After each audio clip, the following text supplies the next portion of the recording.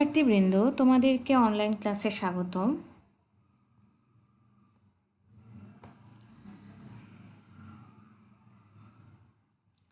আজকের বিষয় হচ্ছে ব্যবসা সংগঠন ও ব্যবস্থাপনার দ্বিতীয় পত্র।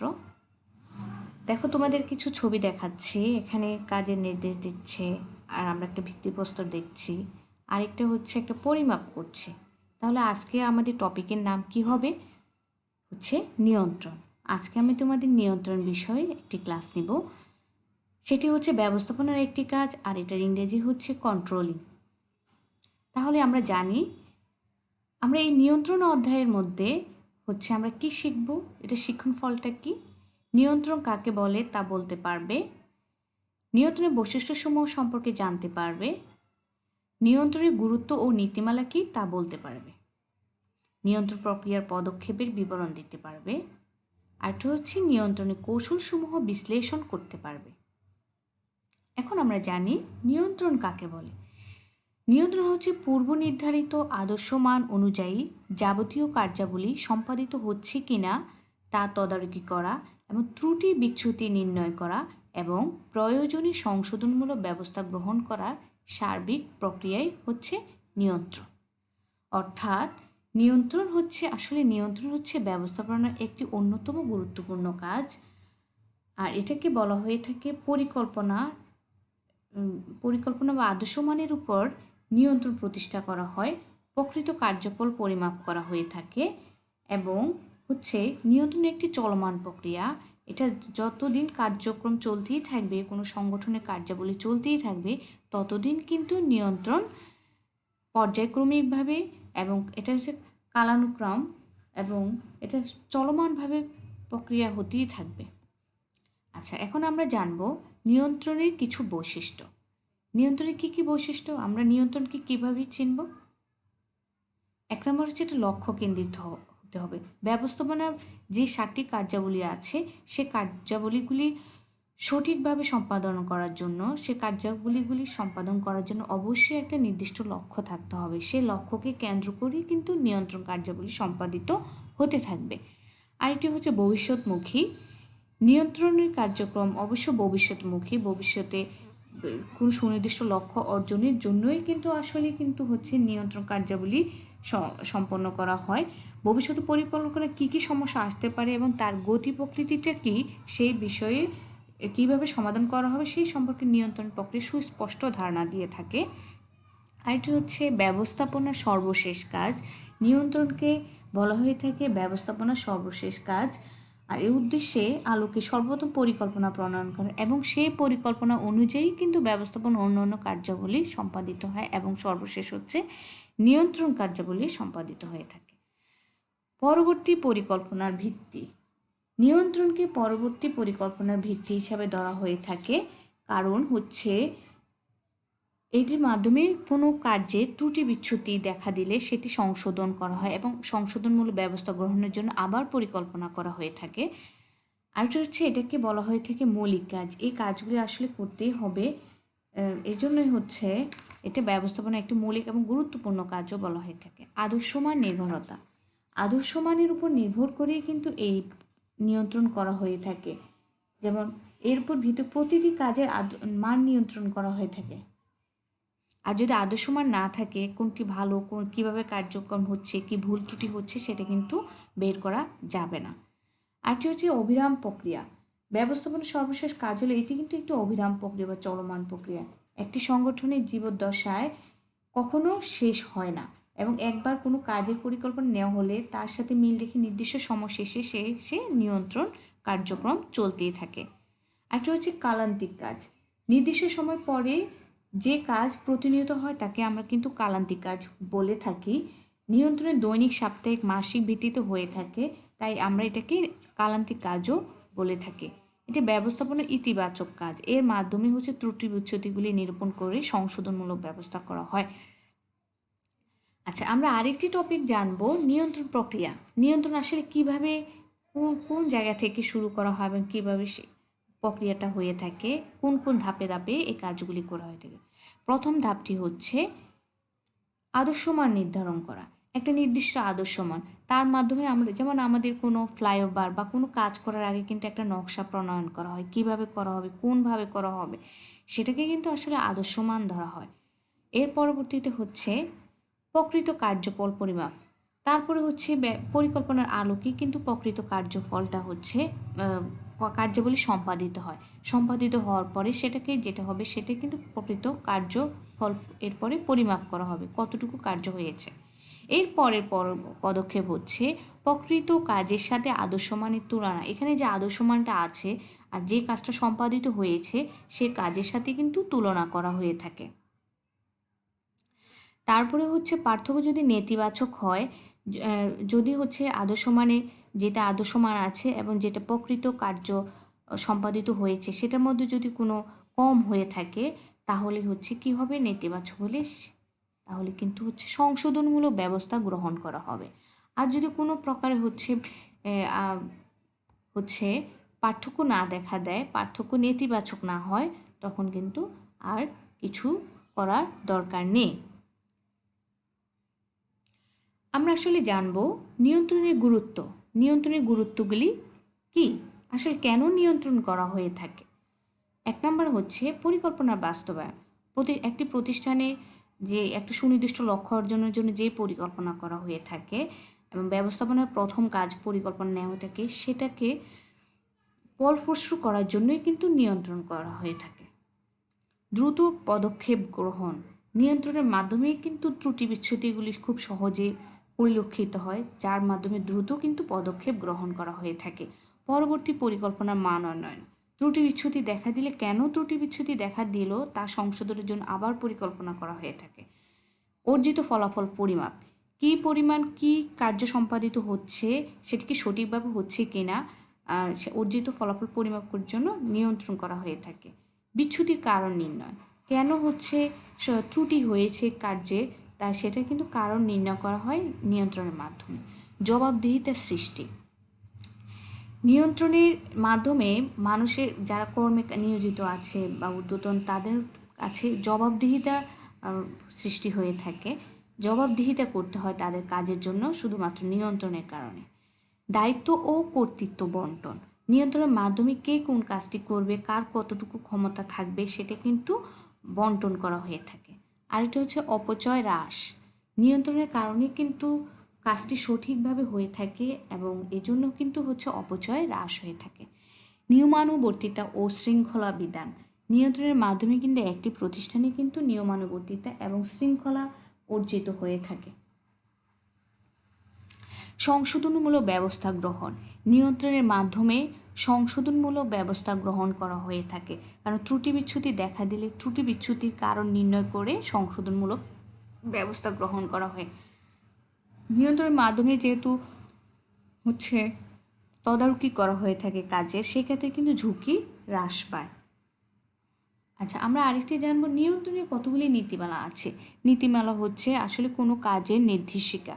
তাহলে নিয়ন্ত্রণ কার্য করার জন্য কি কি নীতিমালাগুলি আমরা হচ্ছে মেনটেন করে থাকি।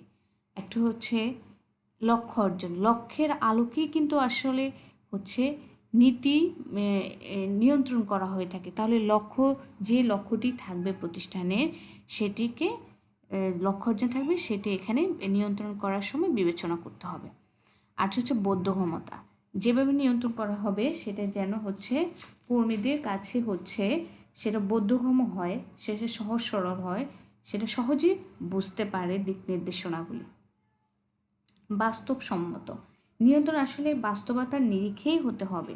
অবাস্তব কোনো কিছুর মাধ্যমে আসলে অবাস্তব কোনো কিছু নিয়ন্ত্রণ হতে পারে না। আরেকটা হচ্ছে নমনীয়তা। নমনীয়তা হচ্ছে নিয়ন্ত্রণ ব্যবস্থা এমন হচ্ছে যাতে পরিবর্তিত পরিস্থিতিতে সেটা খাপ খেয়ে নিতে পারে। কোনো অস্বাভাবিক পরিস্থিতি সৃষ্টি হলে বা কোনো প্রকার পরিবর্তন হলে যেন সেটা সহজে হচ্ছে নমনীয়তা, ফ্লেক্সিবল হতে হবে আর কি, সেটা সহজে খাপ খেয়ে নিতে পারে। আরেকটা হচ্ছে গ্রহণযোগ্যতা। নিয়ন্ত্রণ একটি কার্যপ্রক্রিয়া এবং এর বাস্তবায়ন হয় অধীনস্থ কর্মীদের সাথে, যেন হচ্ছে অধীনস্থ কর্মীরা সে নিয়ন্ত্রণ কাজটি হচ্ছে গ্রহণ করে থাকে, যেটা গ্রহণযোগ্য থাকে। দ্রুততা। নিয়ন্ত্রণের মাধ্যমে পরিকল্পনা সঠিকভাবে বাস্তবে হচ্ছে কিনা তা যাচাই বাছাই ত্রুটি বিচ্ছুতি পরবর্তী সংশোধন ব্যবস্থা করা হয়। এগুলি খুব দ্রুততার সাথে সম্পাদিত হয়ে থাকে। আরেকটি হচ্ছে সামঞ্জস্যপূর্ণ। নিয়ন্ত্রণ ব্যবস্থা অবশ্যই হচ্ছে লক্ষ্যের সাথে সামঞ্জস্যপূর্ণ হতে হবে। মিতব্যয়িতা নিয়ন্ত্রণে হচ্ছে সম্পদ উপকরণের দক্ষ কার্যকরভাবে কম খরচে ও সময়ে অপচয় না করে ব্যবহার করাকে মিতব্যয়িতা বলে। নিয়ন্ত্রণের মাধ্যমে আসলে মিতব্যয়িতার নীতি অনুসরণ করা সম্ভব। আরটা হচ্ছে প্রত্যক্ষ নিয়ন্ত্রণ। নিয়ন্ত্রণ ব্যবস্থা পরোক্ষ না হয়ে প্রত্যক্ষ হওয়া আবশ্যক, কারণ এর মাধ্যমে হচ্ছে সহজে নিয়ন্ত্রণ ব্যবস্থা আরোপ করা যায়। দক্ষতা নিয়ন্ত্রণে হচ্ছে দক্ষতা বলতে হচ্ছে স্বল্প সময় স্বল্প খরচে সঠিকভাবে কাজ সম্পাদন করাকে বোঝায়। নিয়ন্ত্রণ ব্যবস্থা ত্রুটি বিচ্যুতি নিরূপণ করে সংশোধন ব্যবস্থা গ্রহণ করে পরবর্তী পরিকল্পনা সঠিকভাবে তৈরি করা যায় এবং এর মাধ্যমে দক্ষতার নীতি অনুসরণ করা সম্ভব। আরেকটা হচ্ছে নিরবচ্ছিন্নতা। নিয়ন্ত্রণের মাধ্যমে একটা কাজের হচ্ছে নিরবচ্ছিন্নতা বজায় রাখে। ধারাবাহিক নিরবচ্ছিন্ন হওয়া উচিত। কেননা পরিবর্তনশীল পরিবেশ পরিস্থিতিতে সাংগঠনিক কোনো পরিবর্তন, উদ্দেশ্য পরিবর্তন প্রভৃতির কারণে বারবার পরিকল্পনা পরিবর্তনের সাথে সাথে নিয়ম প্রক্রিয়াত পরিবর্তন আনতে হয়। আচ্ছা, আমরা এখন নিয়ন্ত্রণের প্রক্রিয়ার পদক্ষেপসমূহ সম্পর্কে জানব। নিয়ন্ত্রণের প্রথম পদক্ষেপ হচ্ছে আসলে আদর্শ মান নির্ধারণ। একটা কাজ গুণে মানের সঠিক হওয়াকে আসলে আদর্শ মান বলা হয়ে থাকে। সেটা নির্ধারণ করতে হবে কী করা হলে সেটা সঠিক হবে, আদর্শ মান নির্ধারণ করে। সম্পাদিত কাজের পরিমাপ, এরপরে হচ্ছে যে কাজটি হবে সেটা আদর্শ পরিমাপ করতে হবে কতটুকু সম্পাদিত হয়েছে। তারপরে মানদণ্ডের সাথে আদর্শ মানের সাথে হচ্ছে সম্পাদিত কাজের তুলনা করা হয়ে থাকবে। এরপরে হচ্ছে বিচ্যুতির কারণ নির্ণয় ও মূল্যায়ন করা হয়ে থাকে। কি যদি নেতিবাচক হয় কেন হচ্ছে বিচ্যুতি দেখা দিল সেটা নির্ণয় এবং হচ্ছে সেটা মূল্যায়ন করা হয়ে থাকে। এরপরে হচ্ছে সংশোধনমূলক ব্যবস্থাকরণ হয়। বিচ্যুতির কারণ নির্ণয় করার পরে হচ্ছে তখন সেটা হচ্ছে পরিকল্পনা নিয়ে তারপরে হচ্ছে সংশোধনমূলক ব্যবস্থা গ্রহণ করা হয়ে থাকে। নিয়ন্ত্রণের কৌশল, আসলে নিয়ন্ত্রণ কী ভাবে করা হয়ে থাকে। একটি হচ্ছে সংখ্যাত্মক উপাত্ত বিশ্লেষণ। নিয়ন্ত্রণে হচ্ছে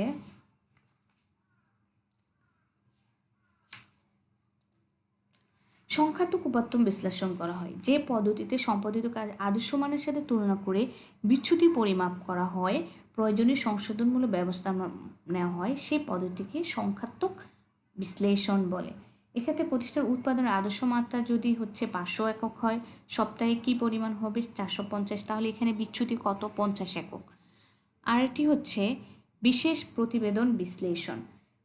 কোনো কাজ সঠিক নিয়ন্ত্রণ ব্যবস্থা আরোপের জন্য বিশেষ প্রতিবেদনের প্রয়োজন হয় এবং প্রতিষ্ঠানের ভেতরে এবং প্রতিষ্ঠানের বাহির থেকে বিশেষজ্ঞ নিয়োগ করে এই প্রতিবেদন তৈরি করা হয় এবং এই প্রতিবেদনের মাধ্যমে হচ্ছে নিয়ন্ত্রণ করা হয়ে থাকে। ব্যক্তিগত পর্যবেক্ষণ, প্রতিষ্ঠানে একজন ঊর্ধ্বতন কর্তৃপক্ষ কর্মকর্তা সশরীরে উপস্থিত হয়ে অধীনস্থদের কাজের খোঁজখবর নিয়ে থাকে, সেটাকে আমরা বলবো ব্যক্তিগত পর্যবেক্ষণ। বাজেটীয় নিয়ন্ত্রণ, পরিকল্পনার সংখ্যাত্মক প্রকাশকে আমরা বলে থাকি বাজেট, আর এই সংখ্যাত্মক মানের উপর ভিত্তি করে যে নিয়ন্ত্রণ ব্যবস্থা আরোপ করা হয়ে থাকে সেটাকে আমরা বলবো বাজেটীয় নিয়ন্ত্রণ। বাজেট বিভিন্ন ধরনের হয়ে থাকে, যেমন মূলধন বাজেট, আয় ব্যয় বাজেট, বিক্রয় বাজেট প্রভৃতি। যদি একটি প্রতিষ্ঠানে হচ্ছে 100 কোটি টাকা নির্ধারণ করা হয় বাজেট, তবে তা হচ্ছে প্রতিষ্ঠানের বিক্রয় বাজেট, বিক্রয় লক্ষ্যমাত্রা 100 কোটি টাকা। এসব ক্ষেত্রে বাজেটে নির্ধারিত সংখ্যাত্মক মানের সাথে প্রকৃত কার্যফলের তুলনা করা হয়ে থাকে। অভ্যন্তরীণ নিরীক্ষা, প্রতিষ্ঠানের নিজস্ব উদ্যোগে এর বিভিন্ন কাজে নিয়মিত পর্যবেক্ষণ ও ত্রুটি বিচ্যুতি নির্ধারণ এবং নিয়ন্ত্রণ ব্যবস্থাকে কিন্তু অভ্যন্তরীণ নিরীক্ষা বলা হয়ে থাকে। অনুপাত বিশ্লেষণ হচ্ছে অনুপাতের মাধ্যমে রেশিও অ্যানালাইসিস আমরা যেটাকে বলে থাকি, এর কিছু অঙ্কও আছে। যেমন এই পদ্ধতিতে প্রতিষ্ঠানের আয় ব্যয় বিবরণী উদ্বৃত্তপত্র থেকে তথ্য নিয়ে বিভিন্ন অনুপাত নির্ণয় করা হয় এবং অনুপাতের মাধ্যমে হচ্ছে নিয়ন্ত্রণ ব্যবস্থা করা হয়ে থাকে। গ্যাং চার্ট, কোনো কাজকে বিভিন্ন অংশে বিভক্ত করে প্রত্যেকটি উপকাজ এবং বিভক্ত কাজ সম্পাদন শুরু হয়ে শেষ আন্তঃসম্পর্ক রেখাচিত্রের সাহায্যে দেখানো হলে সেটাকে আমরা বলে থাকবো গ্যাং চার্ট। ব্রেক ইভেন বিন্দু বিশ্লেষণ, ব্রেক ইভেন বিন্দু বিশ্লেষণটা হচ্ছে যে বিন্দুতে আমরা বলি হচ্ছে আয় ব্যয় সমান হয়, সেই বিন্দুকে আমরা বলি ব্রেক ইভেন বিন্দু। নো প্রফিট নো লস বিন্দু বলা হয়ে থাকে এটাকে। সমচ্ছেদ বিন্দু হচ্ছে এমন বিন্দু যা অবস্থা একটি প্রতিষ্ঠান মোট আয় এবং মোট ব্যয়ের পরিমাণ হচ্ছে সমান হয়, আর এটাকে বলা হয়ে থাকে নো প্রফিট এবং নো লস বিন্দু বলা হয়ে থাকে। এর মাধ্যমে কিন্তু আসলে নিয়ন্ত্রণ করা হয়ে থাকে। আয় ব্যয় বিশ্লেষণ, একটি প্রতিষ্ঠানে হচ্ছে আয় ব্যয় বিশ্লেষণের মাধ্যমেও একটি নির্দিষ্ট সময় শেষে আর্থিক কাজ সম্পাদনের সংখ্যাত্মক হিসাব বিবরণীকে আয় ব্যয় হিসাব বলে। প্রতিষ্ঠানের লাভ ক্ষতি বিবরণী থেকে আয় ব্যয়ের সংখ্যাত্মক তথ্য ও মুনাফা পরিমাপ পাওয়া যায়, ফলে প্রতিষ্ঠান কাঙ্ক্ষিত মুনাফা অর্জন করতে পারছে কিনা তা যাচাই করা হয়ে থাকে। আয় ব্যয় বিশ্লেষণের নিয়ন্ত্রণ একটি কৌশল। আরেকটি হচ্ছে মিতব্যয়ী ফরমাইশ পরিমাণ। মিতব্যয়ী ফরমাইশ ইকোনমিক অর্ডার কোয়ান্টিটি EOQ বলা হয়ে থাকে। এটাও একটা হচ্ছে প্রতিষ্ঠান মজুদ মাল নিয়ন্ত্রণের একটি কার্যকর পদ্ধতি হচ্ছে মিতব্যয়ী ফরমাইশ পরিমাণ, এবং হচ্ছে পণ্যের সেই পরিমাণ ফরমাইশ যাতে ফরমাইশ ব্যয় অব্যয় কমান, এমন পরিমাণ হচ্ছে ফরমাইশ রাখতে হবে যেন হচ্ছে প্রতিষ্ঠানের ব্যয় এবং বহন কমার সাথে মোট ব্যয়ও কম হয়। এই মিতব্যয়ী ফরমাইশের মাধ্যমে হচ্ছে কিন্তু নিয়ন্ত্রণ করা যায়। বিনিয়োগের উপর প্রাপ্তি বিশ্লেষণ, প্রত্যেক প্রতিষ্ঠানে তার বিনিয়োগের উপর কাঙ্ক্ষিত মাত্রার মুনাফা প্রত্যাশা করে, মানে হচ্ছে আয় প্রত্যাশা করে। প্রাপ্তিটি এখানে আয় বলা হয়েছে। তাই প্রাপ্ত মুনাফা প্রতিষ্ঠানের লক্ষ্য অনুযায়ী অর্জিত হচ্ছে কিনা তা যাচাই করে কর্তৃপক্ষ বিভিন্ন নিয়ন্ত্রণ ব্যবস্থা আরোপ করতে পারেন। বিনিয়োগের উপর প্রাপ্তি বিশ্লেষণের সূত্র রয়েছে, সূত্রের মাধ্যমে আসলে অঙ্ক করে তারপর নিয়ন্ত্রণে করা হয়ে থাকে। আরেকটি হচ্ছে পার্ট হচ্ছে program evaluation and review technique. এটার মাধ্যমে হচ্ছে নিয়ন্ত্রণ কৌশল করা হয়, নিয়ন্ত্রণ একটা অন্যতম কৌশল। আরেকটা হচ্ছে বেঞ্চমার্কিং। বেঞ্চমার্কিং হলো একটি কৌশল যার মাধ্যমে অন্যান্য প্রতিযোগী প্রতিষ্ঠান কীভাবে অধিক মানসম্পন্ন পণ্য সেবা উৎপাদন করছে তা জেনে সেই অনুযায়ী পণ্য উন্নয়ন উৎপাদন করার পদ্ধতি হচ্ছে কিন্তু বেঞ্চমার্কিং। এর মাধ্যমে কিন্তু নিয়ন্ত্রণ করা হয়ে থাকে। এখন আমরা পাঠ সম্পর্কে একটি জানবো। Program evaluation and review technique, এটা হচ্ছে একটা পরিকল্পনা নিয়ন্ত্রণের একটি কৌশল হিসাবে ব্যবহৃত হয়ে থাকে, এবং প্রতিষ্ঠানের কাজগুলি কোনটা কখন শুরু হবে এবং শেষ হবে তার সময়কাল চার্টের মাধ্যমে মোটা রেখায় দ্বারা নির্দেশ করে একটি সংখ্যাত্মক পথ, যা গাইডলাইন হিসাবে ব্যবহার করে বিচ্যুতি নিরূপণ সংশোধন করার জন্য। আরেকটি হচ্ছে গ্যান্ট চার্ট, প্রতিটি কাজ কখন শুরু হবে কখন শেষ হবে কোন কাজ সম্পাদনে কোন পর্যায়ে রয়েছে তা দেখানোর মাধ্যমে কাজ নিয়ন্ত্রণের জন্য HL গ্যান্ট যে চিত্র নির্দেশন করেছেন তাকে গ্যান্ট চার্ট বলে। তোমাদের সকলকে ধন্যবাদ। তোমরা সবাই ভালো থাকবে, আশা করি সুস্থ থাকবে, নিজেদের যত্ন নিবে, পরিবারের যত্ন নিবে। আল্লাহ হাফিজ।